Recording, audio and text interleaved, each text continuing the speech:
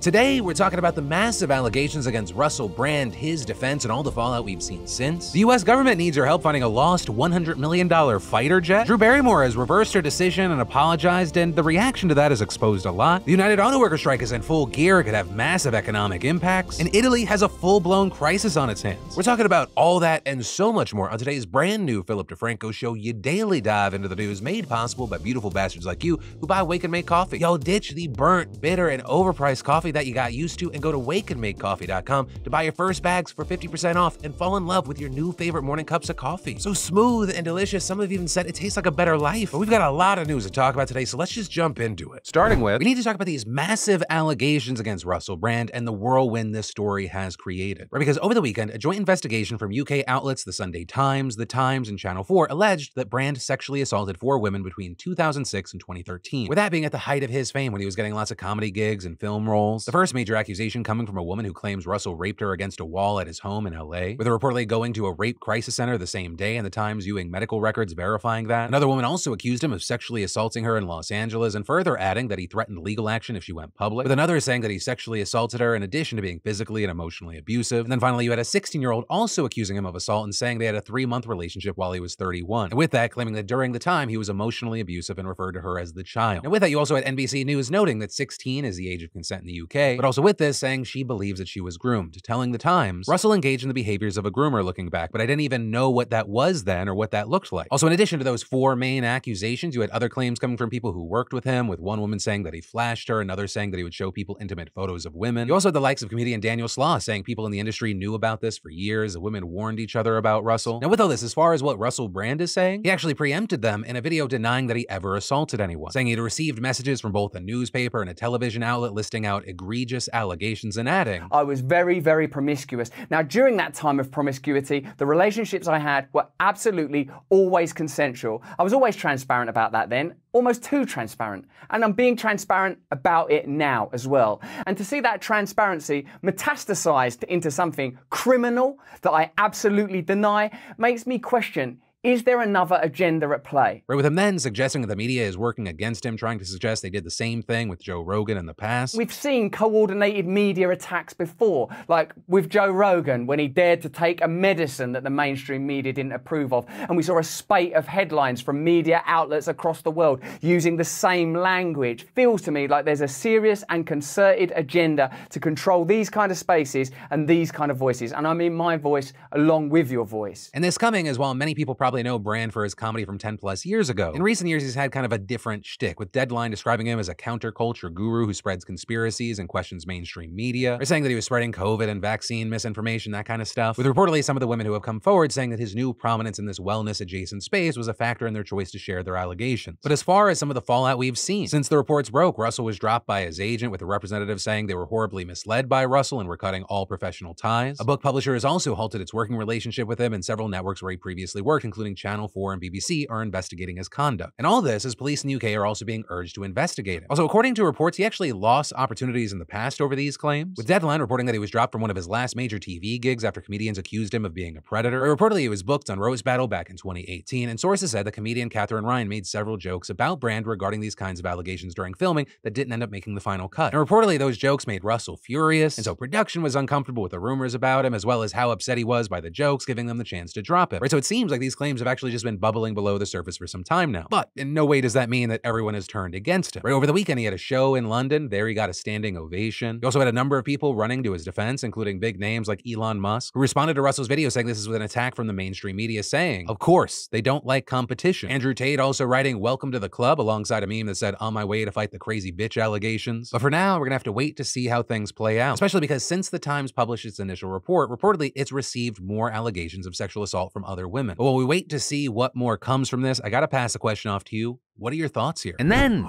Drew Barrymore has had herself a week. Right, last week, she faced tons of backlash after she announced that she'd be moving forward with her talk show this fall, with the Writers Guild quickly saying she was violating their strike by doing this, people calling her a scab, and all that leading to her posting a video on Friday where she emotionally apologized for her choice, but saying she was still going to be moving forward with the show anyways. And that leading to even more backlash, with seemingly people pissed off that she was trying to act like a victim for making this choice to go against the union. With all of that then getting us to Sunday, where she had a full change of heart and saying that she would wait for the strike strike to end before returning to her show. Writing on Instagram, I have listened to everyone and I am making the decision to pause the show's premiere until the strike is over. I have no words to express my deepest apologies to anyone I have hurt, and of course to our incredible team who works on the show and has made it what it is today. We really tried to find our way forward, and I truly hope for a resolution for the entire industry very soon. And with that, CBS Media Ventures also releasing a statement saying it supports Drew's decision and understands how complicated this time period has been for it. Some people were very happy with her saying, she did the right thing by listening, admitting she was wrong, switching course. Meanwhile, you had others against this move saying, oh, this is her bowing down to cancel culture, getting bullied. And then you had this final group that was like, okay, she made the change, but still screw her. She's only doing this to try to alleviate the backlash. To which, hey, I'm cynical and I'm a bit of an asshole, but I have to ask, what resolution would make you happy? Because obviously the best case scenario would be to somehow have a time machine and not ever ring the bell. But this is the real world and a bell has been rung, so all you can do is navigate from that point. So if people write the course in your eyes and you're still going to tell them to go fuck themselves,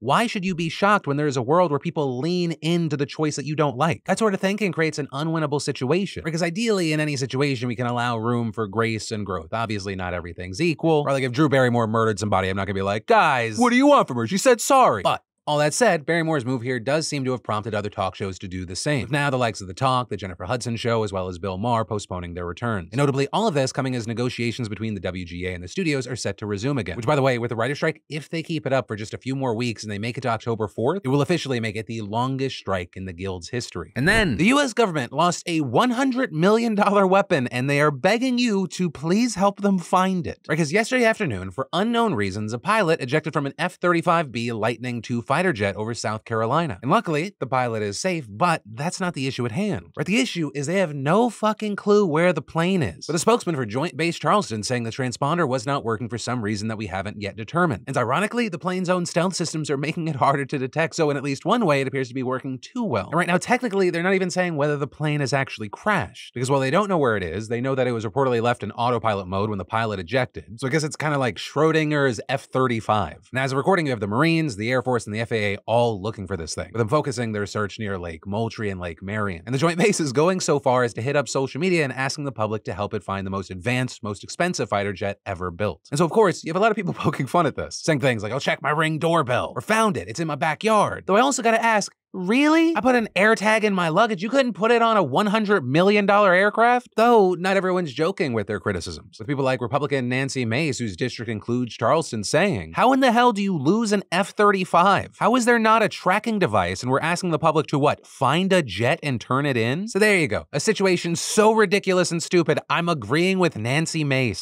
Special times we live in. And then we've got to talk about the massive update to the dumpster fire situation that was everything happening around Unity last week. Right, they're the software giant which makes game engines, and they decided last week to charge developers based on how many times people install their games. And at various times they tried to clarify things, such as the developers wouldn't be charged until certain download and income breakpoints were hit. But still, you had tons of people doing the math and finding that pretty much everyone but the largest corporations and publishers would have been completely screwed. And this move was so incredibly unpopular that many developers vowed to completely switch away from Unity, with the fallout apparently getting so damn bad that the company was doing some serious damage control and said in a tweet yesterday, "We have heard you. We apologize for the confusion and angst the runtime fee policy we announced on Tuesday caused. We are listening, talking to our team members, community, customers, and partners, and we'll be making changes to the policy. We will share an update in a couple of days. Thank you for your honest and critical feedback." However, even that answer got blasted, with highly vocal critics and gamers in the space like Asmongold writing, "Y'all not gonna get off this like some bullshit video game apology with weak-willed gamer nerds. People need to build a future with a design engine, and the trust is already broken." And in a video, he went on to say, "But this is something that people have to plan for the next 5 years of their life. And you think that somebody is going to be okay with a tweet apology? Bro, there's nothing that you can say that's going to make people trust you again. The only thing they can do is if they replace half of their executive leadership, and then maybe people might trust them. And probably they won't. Would you?" Meanwhile, you had others like the large streamer Carnage mocking the post, plenty of others pointing out that Unity wasn't reverting the decision at all, with that leading to some within the video game development industry who are still not happy with the changes having takes light. Please, either a total revert or a standard revenue share. Forget about any other kind of convoluted scheme. Also, respect the terms of service of each version and don't try ever again any shady maneuver to conceal changes. Just be honest, upfront, reliable. We need stability. thank you. And a lot of people also took issue with Unity saying that there was confusion about the change, when for the most part, it's pretty clear that Unity was just trying to get more money. And so for now, we are going to have to wait to see what Unity ultimately decides to do, but this has clearly been an unmitigated disaster for the company. Beyond hurting its reputation with developers, its stock even plummeted over the last week, and it's even led to memes that its CEO has somehow become the most hated man in gaming, breaking Activision Blizzard's Bobby Kotick's 10-year streak. And then, listen, y'all, it's normal and quite common to think about how to prevent hair loss or to stimulate hair growth, or, just taking better care of your hair. And thanks to the sponsor of today's show, Keeps, they got you covered. To date, Keeps has helped nearly 1 million men keep their hair and has over 4,500 5-star reviews with impressive before and after photos from real customers. Keeps offers both FDA-approved hair loss treatment options as well as a 2-in-1 gel that combines both of these treatments. We're talking about 90% effective treatments that can increase hair growth by up to 35%, with most seeing the difference in 6 months. Not to mention, Keeps also has hair thickening shampoo, conditioner, and styling pomade for those looking to not only stimulate growth, but also take better care of that head of hair. And get this, you can get all these products delivered directly to your door, meaning no more going in person to the doctor's office for your prescription, saving you both valuable time and money. Your hair loss stops with Keeps. So to get your special offer, go to keeps.com/DeFranco, or just click that link in the description. That's keeps.com/DeFranco. And then the United Auto Workers strike has officially entered day 4, because the contracts between the big 3 automakers, Ford, General Motors, and Stellantis, and the UAW union ended Thursday at 11:59 p.m. And then, at the stroke of midnight, the strike began in full force, with 9% of the union's 150,000 workers walking off the job, with workers at one plant from each of the 3 companies striking. Part of a Ford plant in Wayne, Michigan, a Stellantis plant in Toledo, Ohio, and a General Motors plant in Wentzville, Missouri. And in response to the strike, 600 employees at the Ford plant in Michigan were told not to come into work because the departments on strike will prevent the others from doing their jobs, with General Motors also issuing a similar warning saying that 2,000 workers at a plant in Kansas may be out of work soon because they will not be receiving critical materials from the striking Wentzville plant. Now, with all this, according to Reuters, bargaining talks have picked back up this morning in an effort to stop the strike from spreading even further, but there could still be a long way to go, with the union demanding a 36% increase in wages, and the last deal offered by the automakers only came to about half of that, with UAW President Shawn Fain saying, "In the last 4 years, the price of cars went up 30%, CEO pay went up 40%, no one had any complaints about that, but God forbid the workers ask for their fair share." And there have been some other concessions made by the companies, including progression to the highest wage level at a faster rate than ever before, and pay raises and promotions for temporary workers. But many of the union's other demands, like a 32-hour work week and retiree healthcare, have not been seen in offers from the companies, with automakers arguing that their deals are the best offers they've given in decades and say that they simply cannot agree to all of the union's terms. And specifically, Ford CEO Jim Farley saying if they did agree to everything, quote, "there is no way we can be sustainable as a company." And Farley and other companies have also claimed that there has been little negotiation from union leadership, with Stellantis saying they are, quote, "extremely disappointed by the UAW leadership's refusal to engage in a responsible manner to reach a fair agreement in the best interest of our employees, their families, and our customers." And Farley also saying before the strike began, it's hard to negotiate a contract when there's no one to negotiate with. However, you have Fain saying that UAW leadership is, quote, "hard at work at the bargaining table," and saying to CBS News, "if we don't get better offers and we don't get down to taking care of the members' needs, then we're gonna amp this thing up even more." And notably, if this strike drags on, we could see some serious effects on the US economy as the auto industry destabilizes, because just that one industry makes up 3% of the nation's gross domestic product, and the UAW workers alone make around half of all the light vehicles manufactured in the US. And according to the chief economist of Moody's Analytics, a prolonged strike right now could bring economic growth to a near standstill in the 4th quarter of this year. And well, of course, I want to know everyone's opinions on any story that stands out to them, especially if you have someone involved or you're just in areas that are near the strikes. I'd love to know your thoughts. And then the Texas State Senate has officially acquitted Attorney General Ken Paxton on all impeachment charges. Right? We've been covering this thing since he was first suspended from office back in May after the GOP-controlled House voted to impeach him on 20 counts, including bribery, abuse of public trust, and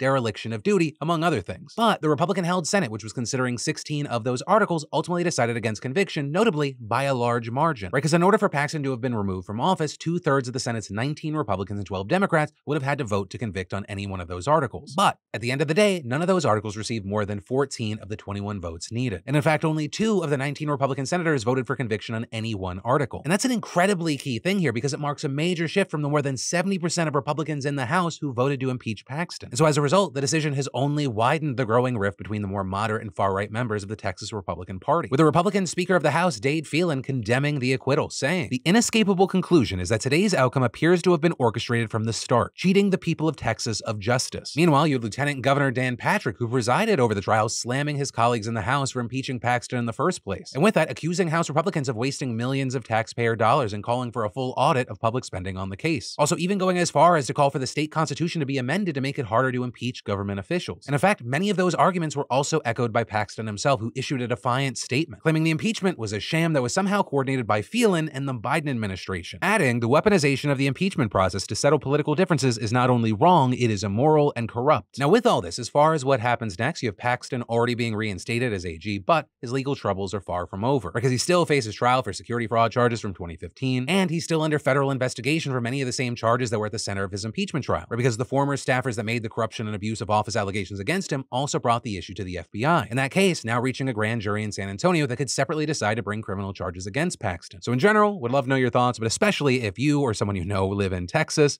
what are you thinking? And then Hunter Biden is suing the IRS. Right, just this morning, the president's son filed a lawsuit against the government agency accusing it of illegally releasing his tax information and violating his privacy. The suit claiming that IRS agents, quote, have targeted and sought to embarrass Mr. Biden via public statements to the media in which they and their representatives disclose confidential information about a private citizen's tax matters. And specifically, the suit singles out two IRS whistleblowers who claim the DOJ's investigation into his taxes was too lenient and influenced by politics. Now, those two are not named as defendants, but the suit still accuses the agents and their lawyers of publicly disclosing Hunter's private tax information in, quote, more than 20 nationally televised and non-congressionally sanctioned interviews and numerous public statements. Now, a key thing, the two IRS agents, their lawyers, and House Republicans investigating the matter have all argued the public statements were protected under federal whistleblower laws. But the lawsuit disputes that, claiming that the agents' whistleblower status, quote, cannot and does not shield them from their wrongful conduct in making unauthorized public disclosures that are not permitted by the whistleblower process. And adding, in fact, a whistleblower is supposed to uncover government misconduct, not the details of that employee's opinion about the alleged wrongdoing of a private person. Right? And notably, this suit comes just days after the Justice Department indicted Hunter on 3 separate charges concerning his purchase of a handgun in 2018. And while the case is unrelated to the tax investigation, that timing there is significant because, as the New York Times explains, the new suit shows that he and his legal team are continuing to take an aggressive stance in fending off inquiries from congressional Republicans, even as he faces the possibility of further prosecution on tax charges by the Justice Department amid his father's re-election campaign. And then the migrant crisis in the EU is absolutely wild and has come back into the spotlight after nearly 10,000 migrants used hundreds of boats to show up to the small Italian island of Lampedusa last week. I mean, that's literally more migrants than the number of Italians who live on the island. And this massive influx was such a problem that the Italian government and the EU promised to take action. In Italy, the country and its prime minister moved quickly to get some stuff into place, where they're already passing new laws aimed at curbing this immigration, such as lengthening the time illegal migrants can be detained and ensuring people who don't have a legal right to be in Italy are actually repatriated. They also plan to open more detention centers, though those centers have been bashed by civil rights activists who claim they are ripe with abusive practices. It also makes sense why Italian Prime Minister Giorgia Meloni was quick to get something passed, with this last year being a disaster for her politically when it comes to immigration, because so far 130,000 people have arrived on Italian shores, which notably is double the amount from the same time period last year. And when you're Meloni and you run on a strong platform of curbing this irregular immigration, it's a bad look amongst your voters to have the opposite happen. Also, another thing it's making is many Italians upset at the rest of the EU, because many of these people aren't especially looking to live in Italy, but anywhere in the EU. It's just that Italy is the easiest to get to, so they feel like they're taking the brunt of the crisis without help from the rest of the bloc. Now, that being said, the president of the European Commission promised that a 10-point action plan would be put into place, but there is a lot of doubt about how effective that's going to be, as it's very similar to past initiatives that clearly have not worked. And then, finally, we got to talk about yesterday today, but by yesterday I mean last Thursday. Because on Thursday's show, what we talked about a lot, the thing that absolutely took over the comment section was that video. That video about the cop who was laughing about that woman who was killed by a cop car. Y'all absolutely sounding off, saying things like, here in quote, she was only 26, she had limited value about a young woman of color in the prime of her life with untold potential ahead of her is actually nauseating. Saying not only is it horrifying that people put that little value on another human being, but saying it's an absolute maniacal train of thought from the officer involved. Some saying the Seattle Police Department should be absolutely ashamed, saying they hope the full wrath of bad karma and shame follows the man who was laughing for the rest of his miserable life. But also there was an overwhelming amount of support for the officer who leaked this video, because we wouldn't have known about this without them. With comments like, big ups to the officer who leaked the video. He should be rewarded and protected. And shout out to the officer who brought the video forward. More accountability from your peers is what police need more of. Though a lot were worried about their well-being, saying he'll probably get fired or killed in a training accident, and saying there's absolutely no possible way the whistleblower won't be punished 1,000 times harsher by both the department and the union than the actual murderer is. He or she will never be allowed to police ever again. And that is where today's dive into the news is going to end. But for more news you need to know, I got you covered here. You can click or tap, or I got links down below. Also, you can support the show and yourself. Snag yourself a bag of Wake and Make coffee. But as always, my name's Philip DeFranco. You've just been filled in. I love yo faces, and I'll see you right back here for more news tomorrow.